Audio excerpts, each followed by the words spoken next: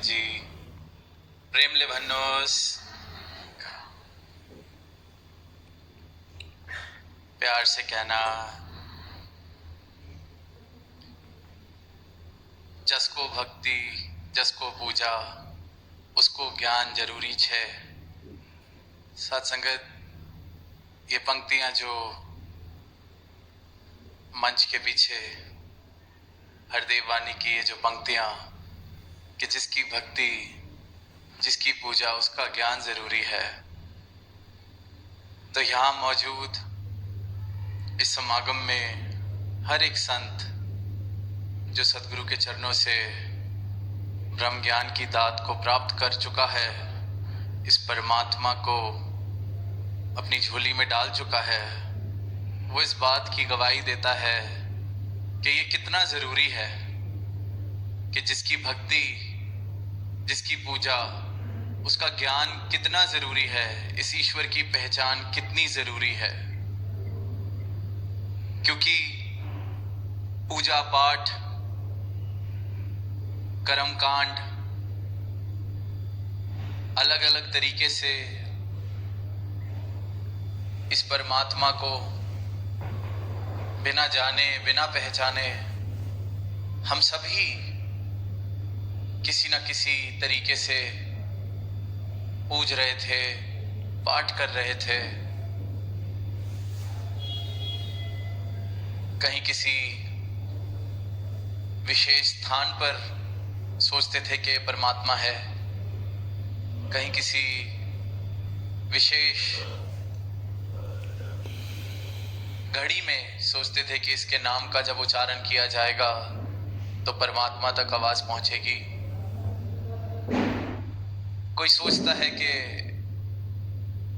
फलाना फलाना त्याग कर देंगे, जीवन में ये चीजें छोड़ देंगे तो शायद परमात्मा मिल जाएगा।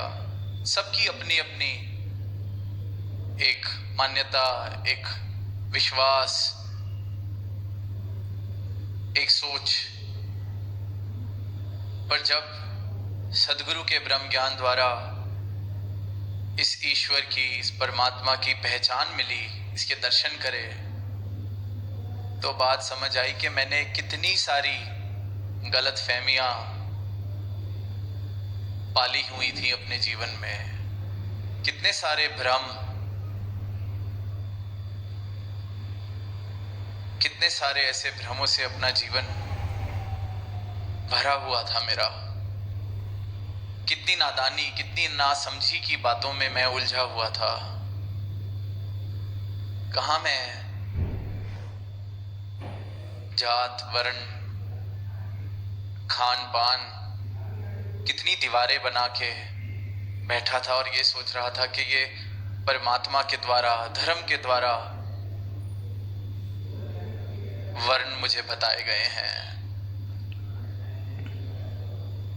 ये धर्म के द्वारा मानव का विभाजन इस रूप में किया गया है।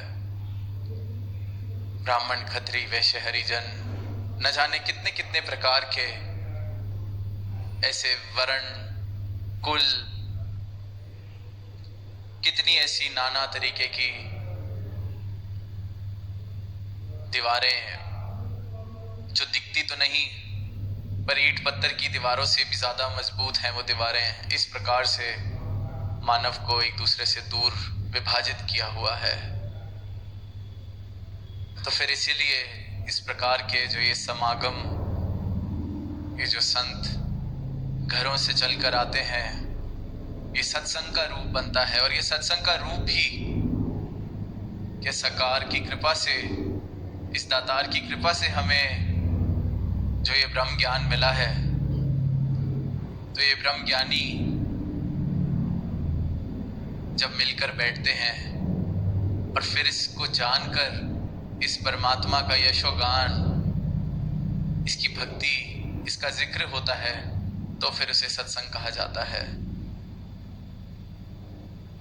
और ये जो एक भव्य रूप हमारे सामने इस काठमांडू शहर में बना है, जहां नेपाल के विभिन्न राज्यों से संत महापुरुष पहुंचे हैं, वहाँ हिंदुस्तान से भी अनेक राज्यों से महापुरुषों ने यहाँ पहुंचकर बहुत ही उत्साह से इस समागम का हिस्सा बने हैं। तो जब चंद महीनों पहले ये तैयारियां शुरू हुई, तो जब मैसेज मिलता था कि मैदान देख लिया गया है समागम के लिए और लगता है कि जितनी ज़रूरत है उसके हिसाब से हमें जगह मिल भी गई है,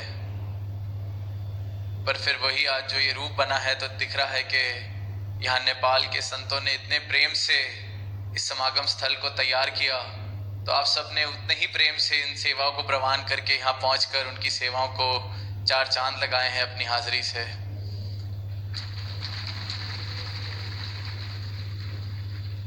और किस प्रकार जहाँ तक नजर जा रही है वहाँ बस ऐसा ही दिख रहा है कि मैदान, चाहे जब प्लानिंग स्टेज पे था तो बेशक सबको लगा हो कि विशाल है, पर संतों महापुरुषों ने पहुंचकर इस रूप में तो सबको यही महसूस हो रहा है कि जगह थोड़ी पड़ रही है।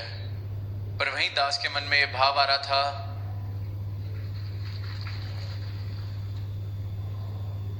कि जब इस प्रकार से समागम मैदान में जगह कम पड़ती है तो वो भी खुशी का कारण ही बन जाता है कि कितना विशाल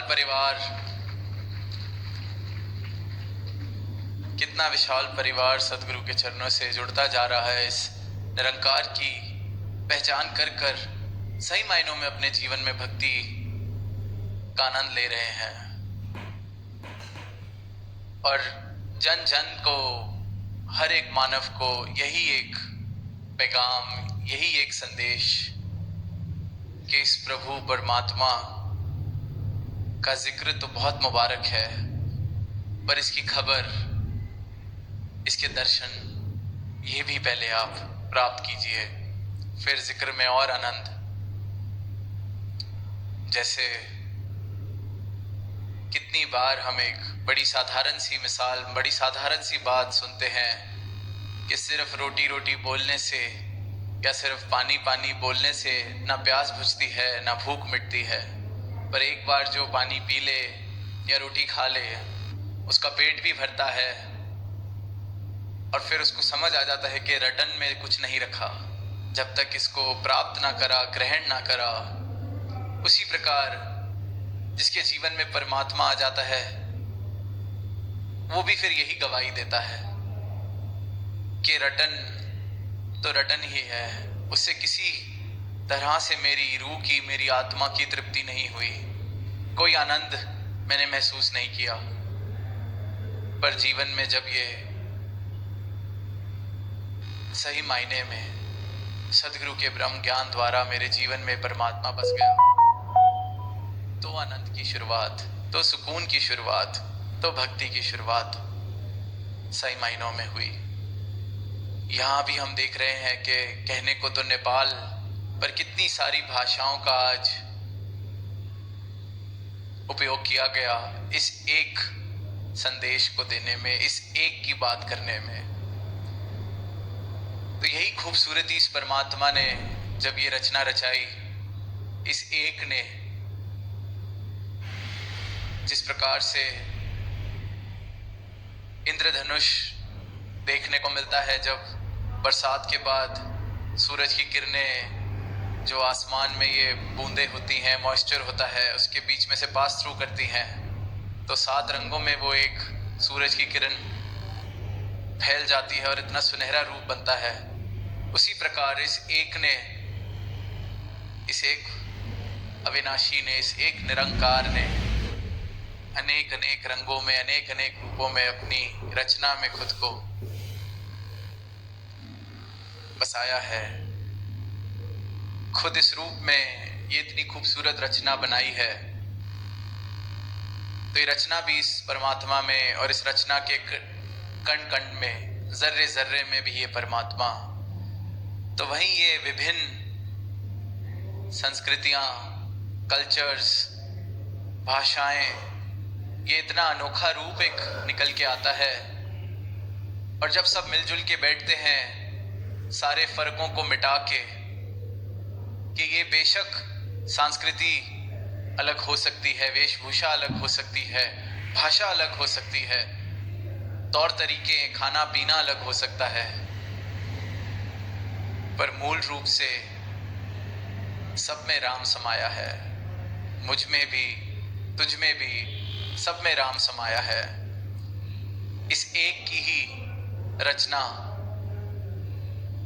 ये भी, वो भी, मैं भी, तो फिर वो शायर की पंक्तियां के चमन में इख्तिलाते रंगबू से बात बनती है, कि एक चमन में ये अलग अलग तरीके के रंग और खुशबुओं से बात बनती है। चमन में इख्तिलाते रंगबू से बात बनती है। हम ही हम हैं तो क्या हम हैं, तुम ही तुम हो तो क्या तुम हो।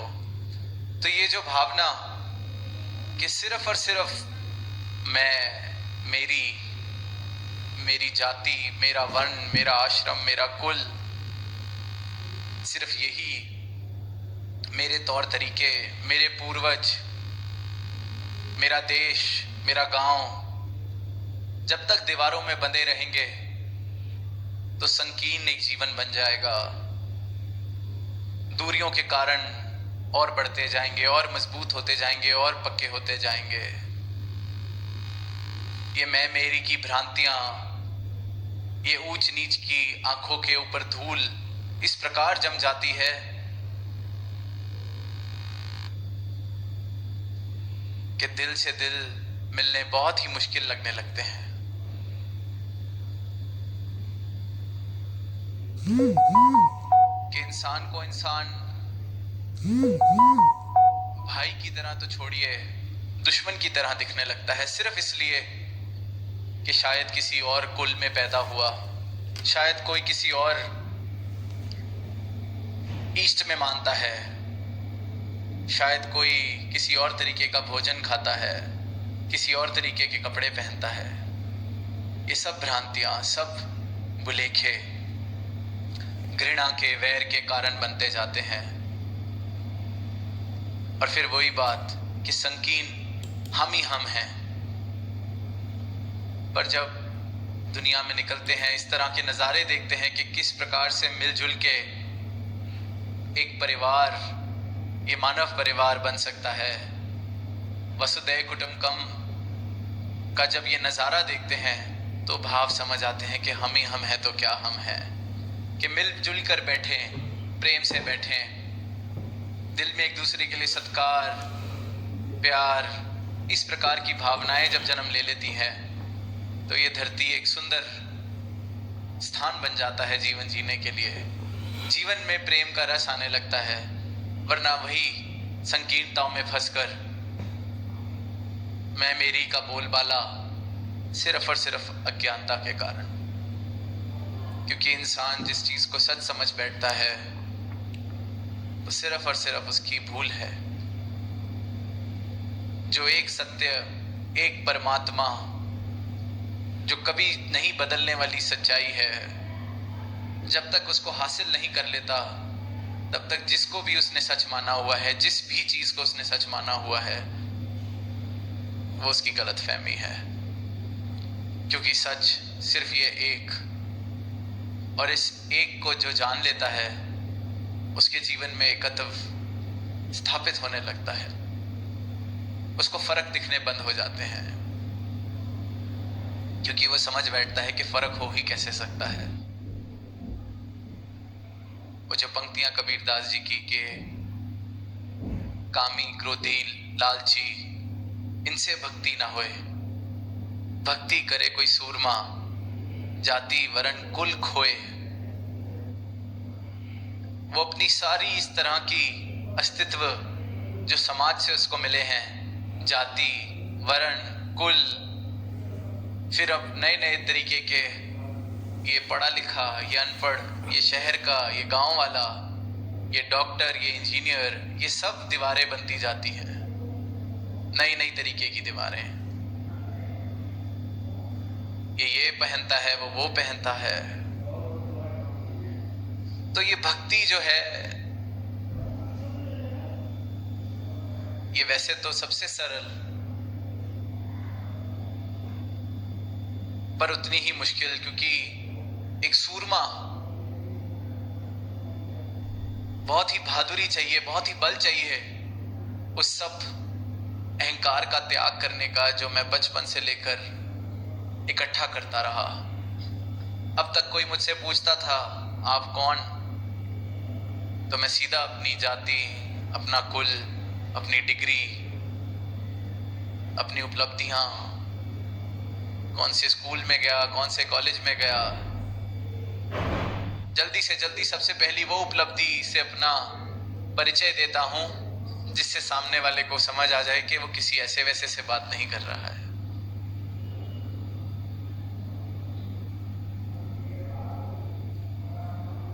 कोई जरा अच्छा काम करता है, खुद ही कह देता है कि कितने अच्छे कर्म किए होंगे जो आज ये अवसर मिला है। तो इंसान मौका नहीं छोड़ता अपने इस अहंकार को और मजबूत करने का। कहीं गलती से कोई पुण्य का काम करने का अवसर उसको मिल जाए, छूटते ही कि कितने ऊंचे कर्म किए होंगे जो आज ये मौका हमें मिला है।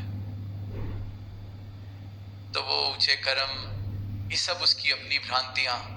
उसको लगता तो है मैं भक्ति मार्ग पे हूं, पर भक्ति नहीं, कामी, क्रोधी, लालची, किसी मनोकामना के लिए अगर इस परमात्मा को याद किया तो वो भक्ति नहीं, वो सौदेबाजी, वो लेन देन, व्यापार, वो भक्ति नहीं कहलाई जा सकती। वो तो ये है कि मैं आपका नाम ले रहा हूं, आप मेरा काम कर दीजिए। वो बेशक इस प्रकार का एक रिश्ता जरूर हो सकता है मेरा परमात्मा के साथ, पर उसको मैं भक्ति का नाम दे दूं तो वो भक्ति बन नहीं जाती, क्योंकि वो तो मेरी कामनाओं को पूरा करने के लिए मैंने परमात्मा को एक साधन समझ लिया है, परमात्मा के नाम लेने को एक साधन समझ लिया है। पर जब ये ब्रह्म ज्ञान जीवन में आता है, सदगुरु जीवन में आते हैं, तो वो बताते हैं कि ये तो एक बेगर्स उल्फत है, अनकंडीशनल लव, जो सही मायनों में प्रेम है। फिर वो सूरमे वाला बल अपने आप ही जीवन में आता है, जो फिर जाति, वर्ण, कुल खोने की हिम्मत मुझे दे देता है, क्योंकि मुझे समझ आ जाता है कि सबको बचा के मिलना क्या है। छोड़ना आसान हो जाता है जब इस परमात्मा से रूबरू होता हूं मैं, जब अपनी सच्चाई, अपनी पहचान, अपनी सही पहचान मुझे मिल जाती है। तो फिर ये जो समाज में इकट्ठी की गई पहचान है, ब्राह्मण, क्षत्रिय, वैश्य, हरिजन, डॉक्टर, इंजीनियर, ऊंचे कुल का, नीचे कुल का, शहरी, पहाड़ी, जो भी, फिर समझ आता है कि ये तो बेकार में ही पकड़ के इकट्ठा किया हुआ इतना बोझा अपने सर पे, छोड़ा जाए इसको। लेकिन जब तक ये सत्य, जब तक अपना मूल, अपनी सही पहचान, ये ब्रह्म ज्ञान जीवन में नहीं आता, तब तक ये बड़ा मुश्किल लगता है, क्योंकि लगता है कि ये तो इतनी पढ़ाइयां करके, इतने वेद ग्रंथ पढ़ के इतनी ऊंची हस्ती प्राप्त की है, समाज में मेरा नाम है, इतनी ऊंची जाति का मैं इस सब को कैसे छोड़ दूं। पर वही अज्ञानता, भ्रम, ये भ्रम बिल्कुल अंधेरे के समान है। बहुत मुश्किल लगता है इससे बाहर आना। लगता है इस अंधेरे से, जहां सालों साल से कभी रोशनी नहीं आई, इतने बड़े अंधेरे से, इतने भारी अंधेरे से लड़ाई कैसे की जाए, इससे मुक्ति कैसी पाई जाए। पर सिर्फ एक माचिस की तिल्ली या एक दिया भी जल जाए तो वो अंधेरा खत्म। उसी प्रकार से ये लगता तो है कि कौन छोड़े अपनी मैं को, इतना बल इसका, पर जब तक सच्चाई का वो दिया जीवन में नहीं आता, तब तक ये बात बिल्कुल सच प्रतीत होती है कि ये किस प्रकार से अहंकार से छुटकारा हो सकता है। यही सब कुछ दिखता है, रोशनी जैसा कुछ दिखता ही नहीं। पर बस ये सच का दिया फिर चाहे सालों साल का अंधेरा है वो एक क्षण में खत्म। और इसी प्रकार से ये भक्ति किसी स्वर्ग की आकांक्षा के लिए भी नहीं की जाती कि परमात्मा का यहां नाम आज ले रहे हैं तो स्वर्ग मिलेगा, नरक से बच जाएंगे। वो भी तो एक प्रकार की कामना ही है, वो भी तो एक महत्वाकांक्षा है।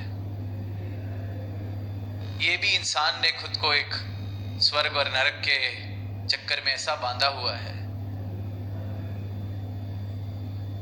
तो इसी बात से कहानी दास को याद आ रही थी, हाल ही में पढ़ने को मिली कि एक इंसान ऐसे ही किसी बड़े प्रसिद्ध गुरु थे उसके राज्य में, उनके पास गया कि आपसे एक सवाल पूछना है। उन्होंने कहा पूछिए। तो वो पूछता है कि ये स्वर्ग और नरक क्या होते हैं, और अगर होते हैं तो कहाँ है स्वर्ग और कहाँ है नरक? कहाँ है स्वर्ग का दरवाजा, कहाँ है नरक का दरवाजा? Where is the gate of the paradise? Where is the gate of the hell? कहाँ है? तो गुरु आगे से पूछते हैं कि आप पहले ये बताइए आप कौन हैं? तो वो कहता है मैं एक सेनापति हूं। तो गुरु आगे से कहता है कि तू और सेनापति? मैं तो समझता था कि हमारा राजा बड़ा समझदार इंसान है, तेरे जैसे मूर्ख को उसने सेनापति कैसे रख लिया? मुझे तो तुझे देख के लगता ही नहीं कि सेनापति हो सकता है। बस इतनी कहने की देरी तो वो सेनापति का हाथ अपनी तलवार की तरफ बढ़ने लगता है। आगे से गुरुजी कहते हैं अच्छा तलवार भी लाया है, पर तेरी तलवार से मुझे खास उम्मीद नहीं लगती। जैसा तू सेनापति वैसे ही तेरी तलवार, धार नहीं होगी तेरी तलवार के अंदर, कुछ नहीं कर सकेगी मेरा। और बस तलवार बाहर निकलने लगती है तो आगे से गुरुजी कहते हैं Here is the gate of hell, कि ये रहा नरक का दरवाजा।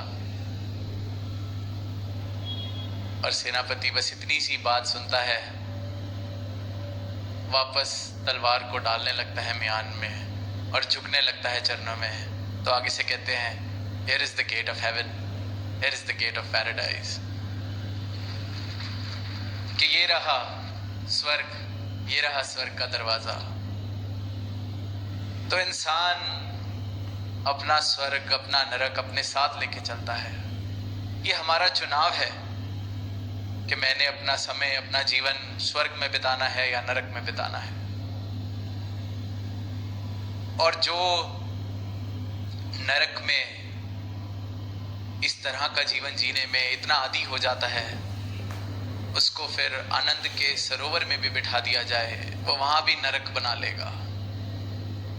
ऐसे किसी इंसान को उठा के जो कहानियों में हम स्वर्ग सुनते हैं वैसे स्वर्ग में भी भेज दिया जाए, वो उस जगह को भी नरक बना लेगा, क्योंकि नरक तो उसका अपने साथ चलता है।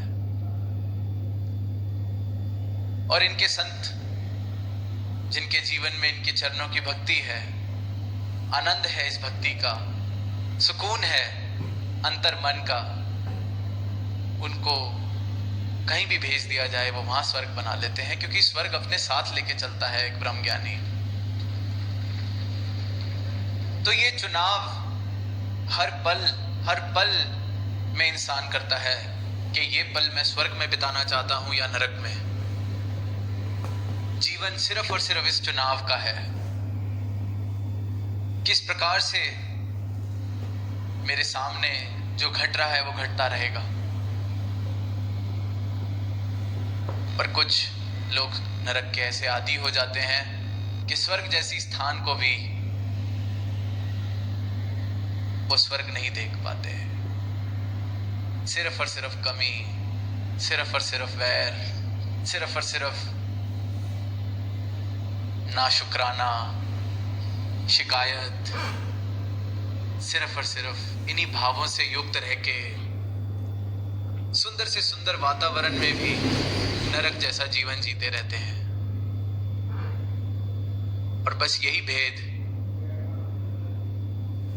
इस सत्य के साथ जीवन से खुल जाता है कि ये सत्य जब जीवन के पल पल में आ जाए तो पल पल में वो इंसान जिसकी लिव इस निरंकार से जुड़ी है, इस सत्य से जुड़ी है, इस परमात्मा से जुड़ी है, वो पल पल में स्वर्ग का चुनाव करता है।